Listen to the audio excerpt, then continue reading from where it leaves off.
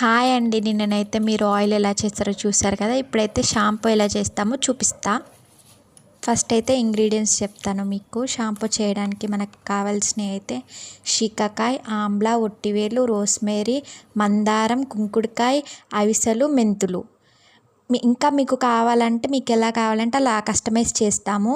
Shampoo అయినా oil అయినా customise చేస్తాము. ఇక్కడైతే మనం యూస్ చేసే ఇంగ్రీడియంట్స్ అన్నీ మన ఊర్లో నుంచి తెప్పించినవి, మన ఇంటి ముందు చెట్లు నాటామన్నమాట. దాని నుంచి వచ్చేవి అన్నీ ఫ్రెష్గా రెడీ అవుతాయి. ఇక్కడైతే ఇది చూడొచ్చు షాంపూ ఎంతగానో మంచిగా మరుగుతుందో. సౌండ్ మీరేనండి.